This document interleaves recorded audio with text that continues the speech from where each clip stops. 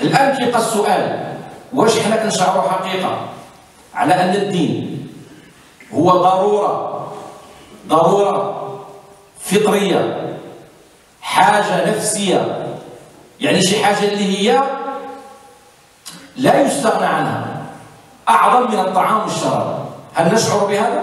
الدين مثل النفس، مثل الأكسجين، الإنسان لا يستطيع أن يعيش بلا أكسجين. ولذلك الله سبحانه وتعالى سمى الدين دين الفطرة. أعني دين الفطرة؟ يعني أن الإنسان بطبيعته متدين. قد ينحرف هذا الإنسان، يقدر يمشي في الشرك، ولكنه يؤمن بإله، وليس هناك نسبة من الإلحاد، نسبته ضئيلة. الناس اللي كيتسموا أطل، يعني ملحدين ما كيأمنوش، نو كرويون، هادو قلال غار اللي عندهم زعما يقولونها بصراحة ما كاينش الدين وما كاينش الآخرة وما كاينش الحساب والعقاب. هادو قلال جدا جدا، كالشعرة البيضاء في جلد الثور الأسود. على مدى التاريخ، على مدى من عهد آدم إلى اليوم ما كاينش هذا الشيء، الناس قلال جدا. وإنما اللي كاين المتشككون، الناس اللي عندهم ردود الشك، كما قال تعالى، كما عبر القرآن هذا التعبير البليغ المعجز: بل ادارك علمهم في الآخرة بل هم في شك منها بل هم منها عمون. يعني ماشي هما ما مأمنينش ولا موحدين، لا، هما غير مذبذبين، يعني بين مرة يقولون كاين جنة، مرة ما كاينش جنة، مرة نؤمن مرة لا نؤمن. ولكن متى يؤمن الإنسان الإيمان الحق؟ وقتاش كيشعر الإنسان بأنه الدين ضرورة، نيسيسيتي، يعني شي حاجة انديسبونسابل ما يستغناش عنها. وقتاش؟ ماشي في وقت النشاط والفرح واللوكس والكونفور، لا، في وقت الشدة، لما كيكون المرض، لما كيكون كما قال الله سبحانه وتعالى، عبر القرآن الكريم بالشدة، عبر عنها بمشهد أمواج البحر. لما كيكون الإنسان في البحر وتحيط به الأمواج، لما كتحيط به الأمواج لي باك ديال البحر، هنا كيعرف واش كاين الله ولا ما كاينش الله. قال الله عز وجل: هو الذي يسيركم في البر والبحر حتى إذا كنتم في الفلك وجرين بهم بريح طيبة وفرحوا بها.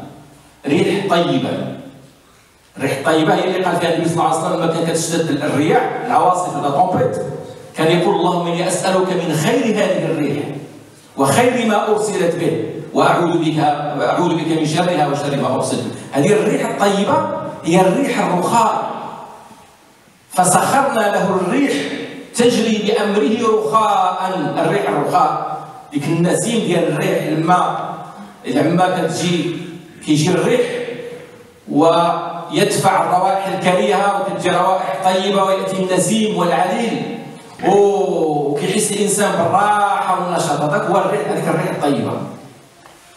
هذا موضوع الريح هي آية من آيات الله عز وجل. قال الله عز وجل: هو الذي يسيركم في البر والبحر حتى إذا كنتم في الفلك وجرين بهم بريح طيبة وفرحوا بها جاءتها ريح عاصف، هي لطمبت، الرياح العاتية الصرصر العاتية، وجاءهم الموج من كل مكان وظنوا أنهم أحيط بهم. قالوا خلاص جاء الموت. لما الإنسان كتجي الأمواج من كل مكان وظنوا أنهم أحيط بهم دعوا الله مخلصين له الدين لئن أنجيتنا من هذه لنكونن من الشاكرين. دعوا الله، هذو ما كانش يعرفوا الله لما كانوا في البر. مشركو قريش ما كانوا يعرفون الله عز وجل، هنا دعوا الله مخلصين له الدين. فالإنسان حينما يقع في شدة، لما كيمشي عند الطبيب، عافانا الله وإياكم، وكيخبروا بالريزولطا ديال شي راديو ولا شي تحليل ديال الدم وكذا، ويقول له فيك المرض الفلاني وفيك، اول حاجه تفكر، اول حاجه كتجي للبال هو ان حتى شي واحد من المخلوقات ما ينفعوه في هذه الشده. ما كيبقى يشوف لا ابن ولا بنت، ولا كيبقى يتوجه للسماء: يا رب ما المخرج يا الله؟ بيدك الحياه وبيدك الموت، وبيدك النفع وبيدك الضر، أنت الشافي وأنت الكافي. وكيبدا سيروا الجماع، ديروا الصدقات، طلبوا منهم الدعاء. هنا كيبقى يفكر الجماع. شحال ديال الناس هنا في أوروبا ما كان عندهم حتى شي رابور، حتى شي كونتاكت مع بيوت الله عز وجل ولا مع المسلمين، وهم عرب كيحملوا الاسماء ديال محمد واحمد وعائشه وفاطمه. لكن لما جاء المرض او جات الشده هي اللي جاتو الجمع. اما شي فتنه بين الزوج وزوجته قالوا ما ينفعنا فيها الا الجمع، اصحاب الجمع هما اللي غادي يصلحوا بيننا ان شاء الله، فيهم الرحمه وفيهم كذا. او الموت، خصنا نغسلوا فلان وندفنوا فلان ونصدقوا على فلان وهكذا. اذا الانسان وقتاش كيعرف الله تعالى؟ في وقت الشده. ولهذا النبي صلى الله عليه وسلم في الحديث الصحيح الصريح قال: تعرف الى الله في الرخاء يعرفك في الشده. هذا الله تعالى اللي كنعرفوه في الشده خصنا نعرفوه في وقت الرخاء، نعرفوه، نعبدوه، نسجد له، نصلي له، نتصدق له، نحج له. هذا الرب الكريم نحبه، نقدره، نعزره، نعظمه جل جلاله. ونجوم بيوته الصحابه رضي الله عنهم كما جاء في الاحاديث الصحيحه، احاديث الصحاح والحسان، كان الصحابه رضي الله عنهم حينما تشتد الريح، لما تكثر الريح، حالات الريح اللي كانت هذا الاسبوع، كانوا يلوذون بالمساجد، كانوا كيمشيو للجوامع وكيبقاو يذكروا الله ويستغفروا الله ويتضرعوا الله، لان الشدائد والاهوال الحكمه منها. شنو هي الحكمه؟ الساجيس. شنو هو علاش الله تعالى كيعطينا هذا الشيء؟ قال الله عز وجل: ولو رحمناهم وكشفنا ما بهم من ضر للجوا في طغيانهم يعمهون. لو الله تعالى رحمنا دائما بالمطر وبالمال وبالصحه وبالشباب وبالراحه وبالاستقرار وبالامن ننساه رب العالمين. فالنعمه تنسي، النعمه تنسي الانسان. النعمه اذا كثرت، ولذلك كان اهل الله من عباد الله الصالحين كان اذا بقى الانسان 40 يوم ما وقع له حتى حاجه، ما مرض، ما حس بوجع، كان كيقول الله انساني. نسوا الله فانساهم انفسهم. لان سيدنا الرسول صلى الله عليه وسلم كيعطي المثال ديال المؤمن والمثال ديال المنافق. نسال الله ان يعيذنا واياكم من النفاق. مثال ديال المنافق في حال واحد الصنوبر، شجره الصنوبر، ديك الشجره اللي كتكون طويله وصحيحه وعاليه، هذه واخا كتجي الرياح لا تحركها من هنا من هنا من هنا، لا تحرك، تبقى واقفه ثابته. ولكن واحد النهار كتجي واحد العاصفه وكتقسمها، ماشي كتقسمها بالسين، كتقسمها القسم من طار، قسمناهم. القسم يعني هو شي ضربه موجعه في الظهر، فكتشوف ديك الشجره الطويله، الشجره القويه مقسومه على جوج، طاحت. ما يمكنش من بعد ان هذه الشجره تنتفع منها، لانه هذا هو مثال المؤمن. مثال المنافق، المنافق ما كتجيش البلايا، ما كتجيش الزيارات من الله تعالى، يريد الله به خيرا يصيب منه، كيبقى يبان على انه كل شيء ديالو بخير وعلى خير. لكن النهار اللي كيكون القسم والخط والحسم كيكون موجع ومؤلم. لكن المؤمن شبه النبي صلى الله عليه وسلم كشجره الارز. شبه النبي صلى الله عليه وسلم بواحد الشجره اللي كتحرك الرياح يمنة ويسرة، مرة كتحركها يمنة يسرى، ولكنها لا تسقط. بحال الشجرة ديال بحال ديك الشعير، بحال ديك السنابل كتحرك من هنا ومن هنا، ولكنها كتبقى واقفة ثابتة حتى كتخرج الثمار ديالها في الصيف. وآتوا حقه يوم حصاده. هذا هو المؤمن. المؤمن يعرف الله عز وجل، فإذا حس واحد النهار بأن النعمة كثرت يخاف على نفسه من الاستدراج. كيقول لعل الله عز وجل يستدرجني، يعني هذا مكر من الله عز وجل، مكر رباني، أنه يعني ربما واحد اللحظة نقول بأن أنا صرت خير. Dieu le très miséricordieux, salut et paix sur notre prophète Mohammed sallallahu alayhi wa sallam, paix et bénédiction sur lui. Adorateurs d'Allah, parmi les mots et les formulations que nous avons entendues juste avant, de monter sur Al-Minbar Nasher, c'est ce que a dit donc l'un de nos frères. Nous aimons que notre progéniture bénéficie de cette religion comme nous l'avons eu. Ce sentiment ne vient pas d'un hasard, mais tiré du noble Coran, car ce bienfait qui est la religion ne peut être ressenti de la même façon qu'avant l'âge de la quarantaine.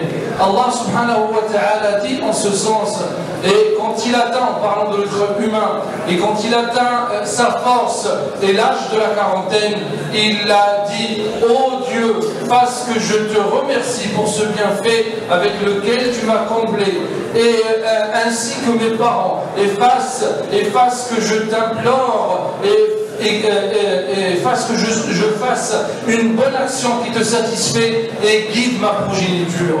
Allah subhanahu wa ta'ala dit également, quand l'agonie a touché Yaqub, il a dit à sa famille qui l'entourait: qu'adoriez-vous après moi? Ils ont dit: ton Seigneur et le Seigneur de tes parents. Donc cette religion est un bienfait dans lequel nous vivons. Cette religion est un bienfait dans lequel nous vivons, et on ne peut la déguster qu'une fois on a atteint cet âge de la sagesse qui est la quarantaine, ou quand on est privé de ce bienfait.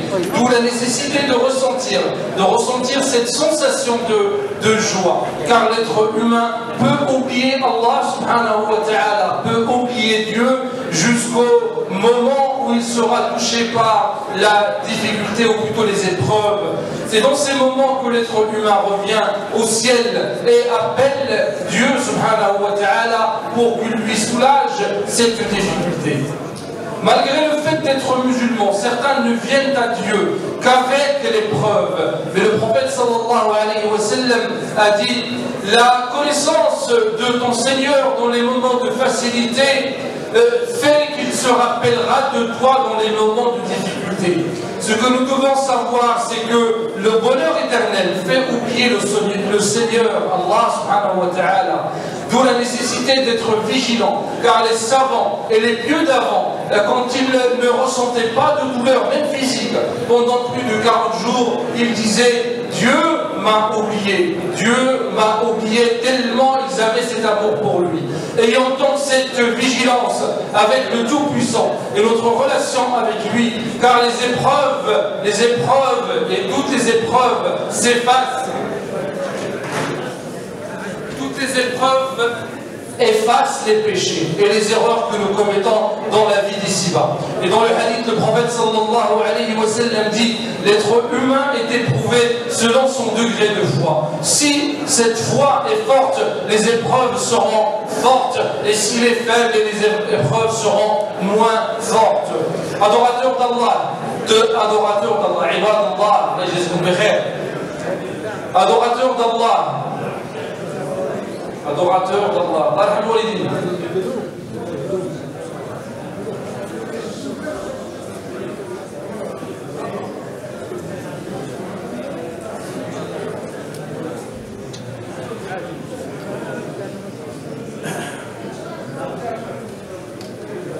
Adorateurs d'Allah, depuis Adam alayhi salam, les gens adoraient Dieu, et depuis toujours, et chez les peuples anciens, toutes les villes ont possédé un lieu de culte et d'adoration. Et d'après les sociologues, cette foi et cette adoration de Dieu va rester et va perdurer jusqu'à la fin des temps. Sachez que la religion est innée dans la vie du musulman. Et tous ces extrémistes qui commettent leurs actes, non pas au nom de la religion, mais selon leurs désirs personnels, car le vide religieux conduit à ces horreurs, d'où la nécessité de ne pas combattre les religions, car c'est elles qui protègent l'être humain de cet extrémisme et le conduisent vers le juste milieu, et lui font bloc aux sources erronées de la religion et de l'information, qui sont bien évidemment de nos jours liées souvent à Internet. Lors de la deuxième khutbah, dans ce serment à qui assistent nos jeunes et nos moins jeunes, car ils sont en vacances, on leur rappelle cette histoire du prophète sallallahu alayhi wa sallam avec Ibn Abbas. Il lui a dit, préserve Dieu, il te préservera. Rappelle-toi de lui, tu le trouveras dans ta direction. Et sache que si toutes les créatures se réunissent pour te toucher d'un mal ou d'un bien, ils n'arriveront guère, sauf si Dieu le décidera. Sauf si Dieu le décidera. C'est pour cela que le croyant est toujours optimiste et il croit en son destin et se rapproche toujours de son Seigneur Allah subhanahu wa ta'ala et a surtout confiance en lui. Toutes les épreuves deviennent faciles car il aime la rencontre d'Allah subhanahu wa ta'ala. Le croyant attend le jugement, il n'a pas peur de ça et préserve et espère le pardon de Dieu et espère le pardon de Dieu qui lui pardonnera s'il se repent correctement et sincèrement. Et pour conclure, chacun d'entre nous doit avoir un testament et prévenir ou plutôt conseiller à ses proches pour les laisser tranquilles, comme cette histoire de cet humain, d'un homme que notre humain connaît. Il disait que cet homme en fait était en bonne santé et n'allait pas chez le médecin, mais un jour il a décidé d'y aller chez le médecin, mais avant de partir, sa femme lui a dit, bah écoute, donne-moi donc des conseils, personne ne sait est-ce que tu vas revenir ou pas. Il lui a dit, bah écoute, je suis comme ce verre, il lui a montré donc un verre, je suis comme ce verre, je suis transparent de l'intérieur et de l'extérieur, je n'ai aucune dette envers qui que ce soit. Et cette personne bien sûr décéda pendant sa consultation donc avec le médecin, alors qu'il était en apparente santé, en bonne santé. Et nous conseillons à nos jeunes d'avoir surtout la bonté envers les deux parents, car Allah subhanahu wa ta'ala dit dans le noble Coran, et la bonté, et ayez la bonté envers les parents avec un S, les parents. Donc Allah subhanahu wa ta'ala les a cités tous les deux et sans différenciation. Et ça doit être bien sûr donc la règle. Et parmi la bonté envers nos parents, c'est le fait de leur rendre visite et avoir leur bénédiction dans les tâches que nous voulons réaliser, bien évidemment. Et en même temps, nous conseillons à ces nobles parents d'être indulgents envers leurs enfants et comprendre les demandes de cette nouvelle génération liée à ce développement rapide de cette société. Donc essayons toujours d'avoir cet équilibre et parfois prendre sur soi. وأقول قولي هذا وأستغفر الله لي ولكم والحمد لله رب العالمين.